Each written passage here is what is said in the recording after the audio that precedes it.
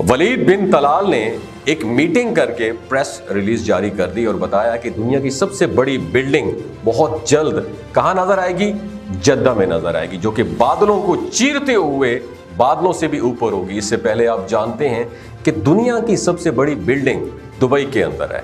नाम अगर आपको आता है तो नीचे कमेंट सेक्शन में उसकी लंबाई और कब बनी और उसका नाम क्या है जरूर मेंशन कीजिएगा। लेकिन सऊदी अरब ने काफी अरसा पहले इस मंसूबे का ऐलान कर रखा था कि दुनिया की सबसे बड़ी बिल्डिंग जो कि तकरीबन 1 किलोमीटर ऊंची होगी।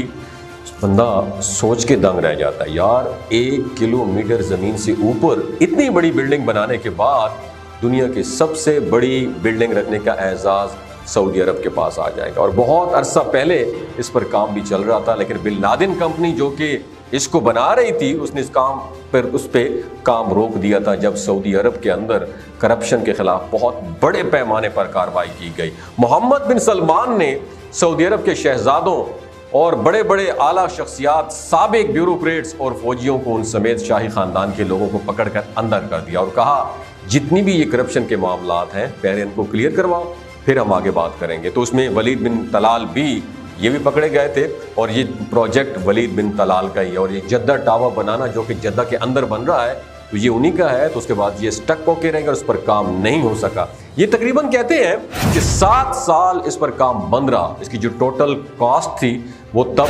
$8.3 बिलियन थी, लेकिन अब कॉस्ट मजीद बढ़ चुकी है। उसके बाद बताया ये गया है कि तकरीबन अभी $1.1 अरब जो बिन लादेन कंपनी को मुहैया कर दिए गए हैं एडवांस के तौर पर, और बाकी जो काम के साथ साथ पैसे उसको मजीद देते रहेंगे। लेकिन अब ये कास्ट मजीद बढ़ती है तो फिर वलीद बिन तलाल से बाकी पैसा इस कंपनी को दिलवाएंगे। और हमें लगता है कि वलीद बिन तलाल का गवर्नमेंट के साथ एग्रीमेंट हो चुका है, क्योंकि जो लॉस हुआ है उसमें जाहिर बात है कंपनसेशन की बात तो होगी। वलीद तलाल ने कहा है कि अब शायद गवर्नमेंट ने भी उसे कोई ना कोई कंपनसेट जरूर किया हो, क्योंकि आखिरकार ये नाम तो पूरी दुनिया में सऊदी अरब को ही जाएगा, क्रेडिट उसी को ही जाएगा, क्योंकि दुनिया की सबसे बड़ी बिल्डिंग सऊदी अरब के अंदर है। अब यहाँ कुछ लोग ये भी कहेंगे कि भाई साहब, मोटिवेशनल स्पीकर साहब, ये तो कयामत की निशानियां हैं। बात करने का मकसद ये है कयामत आने वाली है। बिल्कुल कयामत की निशानियों में से एक निशानी जरूर है कि जब अरब के लोग बड़ी बड़ी बिल्डिंग्स बनाने में, ऊंची बिल्डिंग्स बनाने में कंपटीशन, मुकाबला करेंगे। ये बिल्कुल हदीस के अल्फाज हैं। लेकिन अगर आप कयामत के मुतालिक इतनी ही जुस्तजू या फिक्र रखते हैं तो जान लीजिए 72 निशानियों में से चंद निशानियां मैं आपकी गोश गुजार करना चाहता हूं कि कयामत की तकरीबन 72 निशानियां हजूर सल्लल्लाहु अलैहि वसल्लम ने बतलाई। उनमें से एक है निशानी बिल्डिंग्स वाली, और इसके अलावा आप सल्लल्लाहु अलैहि वसल्लम ने फरमाया जब अमानत में खयानत की जाएगी ये कयामत की निशानियां हैं। जब नमाज को बेवक़्त कर दिया जाएगा, कोई फिक्र नहीं करेगा नमाज की, तो जब कुरान को तज़ीन व आराइश के लिए कपड़े में लपेट दिया जाएगा, कोई पढ़ेगा नहीं। जब मस्जिदों के मीनार ऊंचे होंगे लेकिन दिल तंग हो जाएंगे, जब मस्जिदों के ऊपर नक्शो निगार बनाने शुरू कर दिए जाएंगे, यानी तामीरात पर सारी फोकस तवज्जो होगी, जब अमानत में खयानत की जाएगी, जब सच्चे को झूठा बना दिया जाएगा और झूठे को सच्चा समझा जाएगा, जब बदयानत लोग मुआशरे में इज्जत वाली जगहों पर बैठे होंगे, जब खाइन किस्म के लोग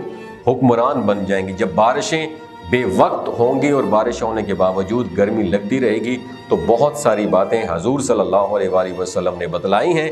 अब हम ये सोचें क्या इन बातों और ज़माने में इस वक्त दौरे हाज़िर में हम नहीं जी रहे? हजूर सल्लल्लाहु अलैहि वसल्लम ने फरमाया क़यामत की निशानियों में से एक निशानी ये है कि छोटी छोटी बातों पर लड़ाई की जाएगी, अमन नहीं होगा, बदअमनी ज़्यादा होगी।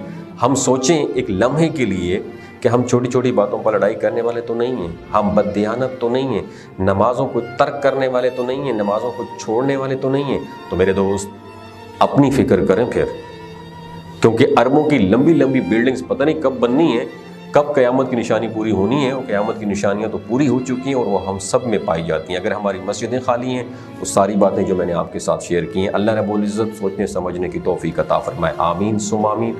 अगर ये वीडियो आपको अच्छी लगी हो, सदका जारिया समझ दूसरों के साथ ज़रूर शेयर कीजिए। अपना और अपने साथ रिश्तों का ख्याल रखिए। अल्लाह हाफ़िज़।